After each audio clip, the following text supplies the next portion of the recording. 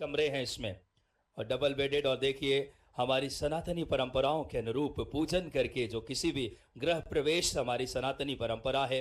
स्वयं प्रदेश के जननायक माननीय मुखिया डॉक्टर मोहन यादव जी, सभी अतिथिगण, विभाग के सभी गणमान्य पदाधिकारियों की पावन उपस्थिति में पूजन कर रहे हैं मंत्रोच्चार के साथ। हमारी किसी भी शुभ कार्यक्रम की शुरुआत हम सब जानते हैं पूजन के साथ। और आज इन वरिष्ठ जनों को बहुत बड़ी सौगात मिल रही है संध्या छाया के रूप में। यहाँ एसी कमरे हैं, आपको सुरक्षा की दृष्टि से भी सभी वरिष्ठ जनों को एक बड़ी सौगात है ये। शासन के द्वारा सामाजिक न्याय दिव्यांगजन सशक्तिकरण विभाग के द्वारा और मुख्यमंत्री जी की प्रेरणा से, मंत्री जी के मार्गदर्शन से, और यहाँ पे सर्व सुविधा युक्त ये जो कि पीपीई मॉडल में बनकर तैयार है। और आपको बताना चाहूँगा यहाँ पूरी तरीके से सुविधाएं हैं इन वरिष्ठ जनों के लिए। एसी कमरे, फ्रिज, गर्म एवं ठंडा पानी, साथ ही साथ स्वास्थ्य सेवाएं, बहुत सारी सुविधाएं यहाँ पे। डॉक्टर परामर्श, फिजियोथेरेपी केंद्र, जिसका बहुत ही सनातनी भाव के साथ हमारे धर्मनिष्ठ मुख्यमंत्री डॉक्टर मोहन यादव जी, माननीय मंत्री जी, जिसका शुभारंभ आज, जिसका लोकार्पण अपने शुभ हाथों से कर रहे हैं। बहुत ही गौरव और गरिमा के क्षण है हम सबके लिए। माननीय मुख्यमंत्री जी का शुभ आगमन है और अपनी आत्मीय उपस्थिति के साथ आज की इस शुरुआत शिलालेख के अनावरण के साथ आज के इस कार्यक्रम की बहुत ही सुंदर पल है। सामाजिक न्याय दिव्यांगजन सशक्तिकरण विभाग के इस पावन और महनीय आयोजन में उनका शुभ आगमन। इन सभी वरिष्ठ जनों के लिए परामर्श, फिजियोथेरेपी केंद्र, आपातकालीन चिकित्सा सुविधाएं, मनोरंजन के साधन, आहार, library, open mess, diving hall बुजुर्गों के लिए विशेष तौर पर डिजाइन किया गया है और जिसमें पार्किंग पाथ है टहलने के लिए। इस समय आज के इस पावन बहुत ही हम सब के लिए गौरव के क्षण है। माननीय मुख्यमंत्री जी इसका अवलोकन करने पहुंचे हैं। फीता काट करके वरिष्ठ आश्रम का आज उद्घाटन एवं अवलोकन कर रहे हैं। सर्वप्रथम शिलालेख का अनावरण माननीय मुख्यमंत्री जी ने, और जो आज बात करें पूजन के साथ इस ऐतिहासिक संध्या छाया भोपाल सर्व सुविधा युक्त सशुल्क वरिष्ठ जनों के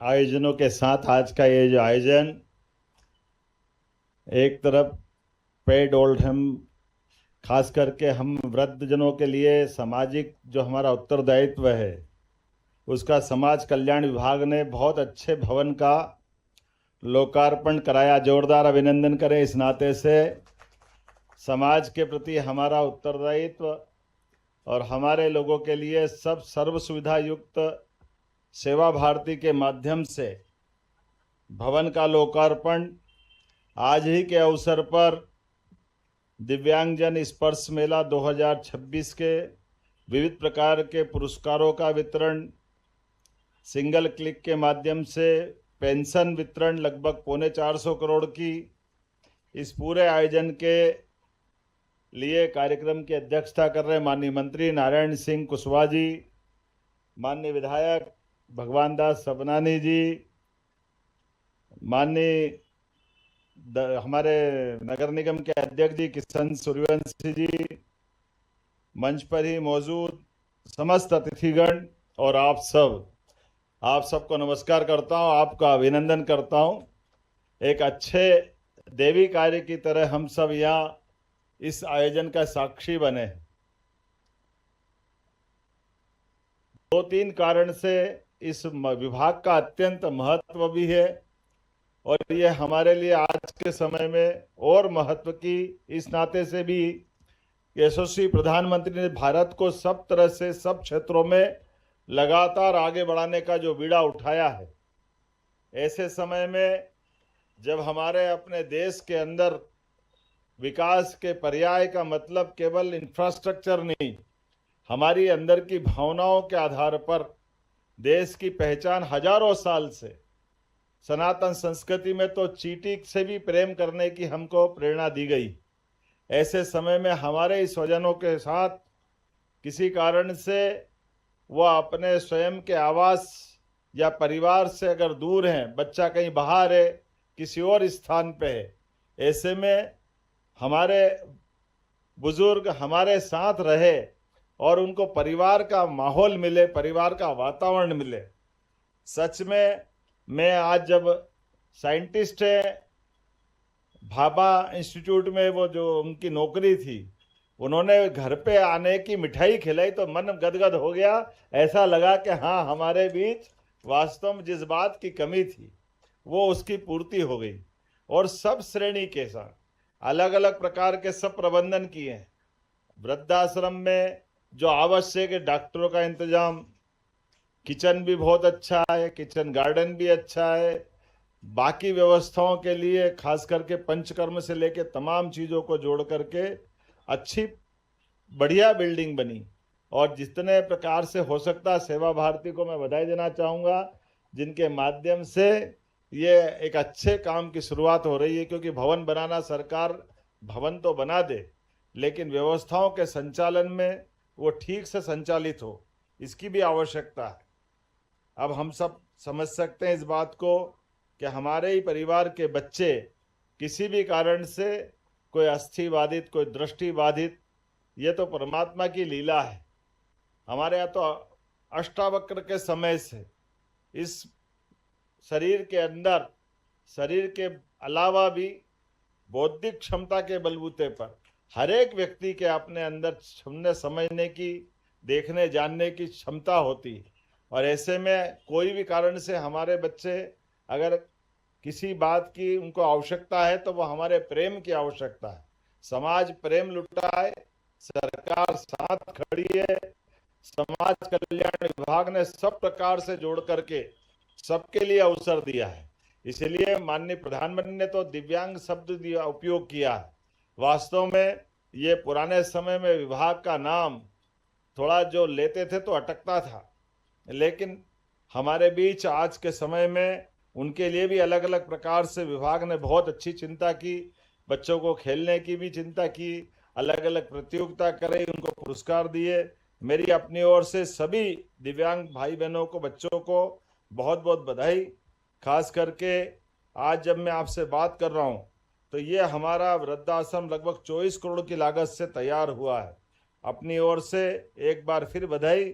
और इसके लिए भी जितने प्रकार से हो सकते हैं विभाग अभी आने वाले समय में और काम करेगा।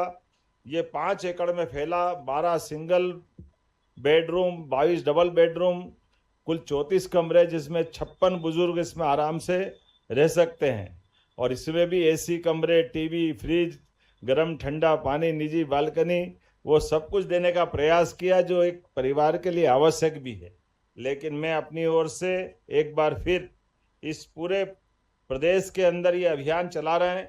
खास करके हमने तो निजी क्षेत्र में भी इस तरह की योजनाओं को बजट के माध्यम से बीते 2 वर्षों में कोई कॉलोनाइजर अपनी कॉलोनी में बाकी के काम निर्माण करे, लेकिन अगर वो वृद्धाश्रम बनाता है तो सरकार ही नहीं समाज भी बनाए, तो समाज को जोड़कर भी उसके साथ इस व्यवस्था के आधार पर इन सारी बातों को आज के समय में और बढ़ाने की आवश्यकता है। मैं मान के चलता हूँ हमारे बीच ऐसे अच्छे कामों के लिए सरकार सदैव दिल खोल के तैयार है।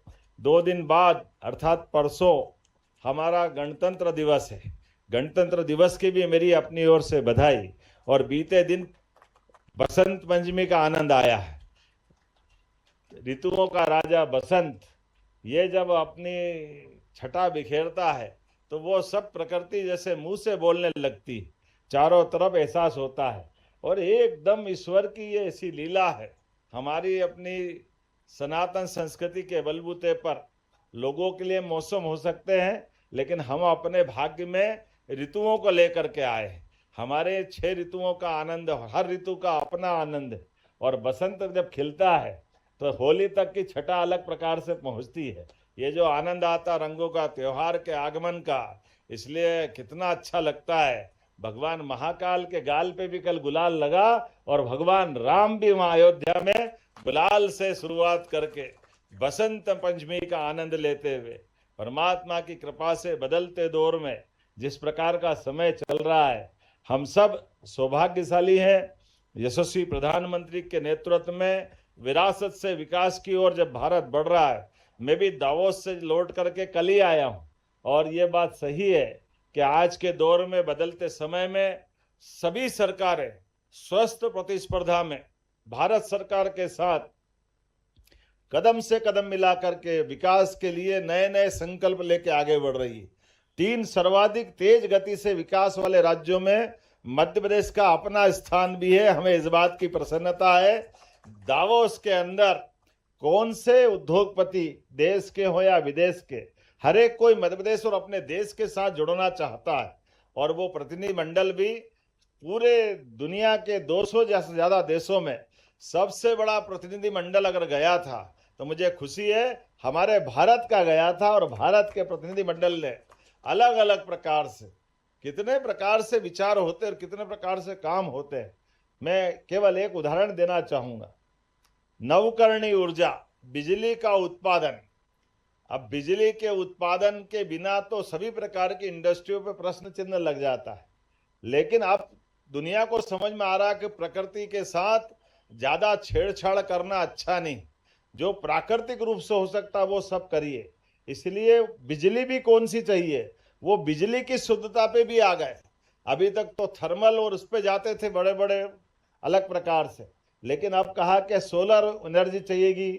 आजकल तो पंप स्टोरेज आ गया है, हवा के पंखे विंड एनर्जी पे भी आ रहे हैं। तो हमारे लिए सौभाग्य की बात है, मध्य प्रदेश के अंदर जब ये बात बताई गई कि मध्य प्रदेश के अंदर अपने द्वारा लगभग 8000 मेगावाट के 2 साल के अंदर हमने अपने संकल्प के आधार पर ठोस निर्णय लेते हुए बिजली का उत्पादन भी, जब हम बिजली की दर की बात कर रहे हैं तो मैं तो समझ रहा था कि देश में सबसे सस्ती बिजली उत्पादन करके डिस्कॉम कंपनी को, हमारी परचेसिंग से सेल के बीच की जो दूरी है वो 2 रुपए 20 पैसे सुन के पूरा विश्व चकित हो गया कि क्योंकि पूरी दुनिया में 5 रुपए यूनिट से कम कहीं है ही नहीं। लेकिन हमारे यहाँ जो राज्य के अंदर ये बिजली से लगा करके सोलर की, और आने वाले समय में तो पंप स्टोरेज के भी बड़े बड़े प्रोजेक्ट आ रहे हैं। तो कुल मिलाकर के एक एक सेक्टर में नहीं, माइनिंग का सेक्टर हो, हेल्थ का सेक्टर हो, एजुकेशन का हो, अब तो जैविक फसल उत्पादन को लेकर भी जैविक कपास की बात भी आने लगी है, ताकि जैविक काटन के जो कपड़े बनते हैं, और काटन में भी जैविक होना चाहिए। आजकल गया जमाना के रासायनिक खाद के बलबूते पर सब प्रकार की फसल का उत्पादन करो, बदलता दौर है। वाकई वापस उस समय में आए जब ये स्प्रे करके हमारे सारे जमीन के फसल उत्पादन के समय जितने भी जीवाणु थे उनको मारने में, स्प्रे करने में गौरव महसूस करते थे। अब वापस घूम के आ गए, पृथ्वी गोल है, वापस भारतीय संस्कृति तरफ घूम के आ रहे हैं, जहाँ हम तो पहले से वहां बैठे थे। मुझे इस बात की प्रसन्नता, पूरे दुनिया में सबसे ज्यादा प्राकृतिक रूप से फसल का उत्पादन भारत में होता है, और भारत में सबसे ज्यादा उत्पादन अपने मध्य प्रदेश के अंदर होता है। हमारे यहाँ श्री अन्न से लगा करके कपास तक, और कपास के अंदर भी सब प्रकार की वैरायटी है। मैं आज के इस अवसर पर पहले तो ये समाज कल्याण विभाग को बधाई देता हूं, और एक बार फिर इसी प्रकार के आयोजन में आप बार बार बुलाते रहो। मैं सच में बहुत अच्छा लगा आकर के, देख करके, सभी प्रकार के आयोजन का हिस्सा बना। मेरी अपनी ओर से आप सबका वंदन, अभिनंदन और अग्रिम गणतंत्र दिवस की बधाई। बहुत बहुत धन्यवाद। बहुत बहुत धन्यवाद माननीय मुख्यमंत्री जी। आपके यशस्वी प्रयासों से लगातार उद्योग और नवाचार को नई गति और सबको बर्बाद करे बेहतर प्लेटफॉर्म मिल रहे हैं। अब मैं उप सचिव मैम से आग्रह करूंगा धन्यवाद ज्ञापित करने के लिए। आज वरिष्ठ जन निवास संध्या छाया भोपाल का उद्घाटन, लोकार्पण एवं पेंशन योजनाओं का सिंगल क्लिक तथा 3 दिवसीय दिव्यांगजन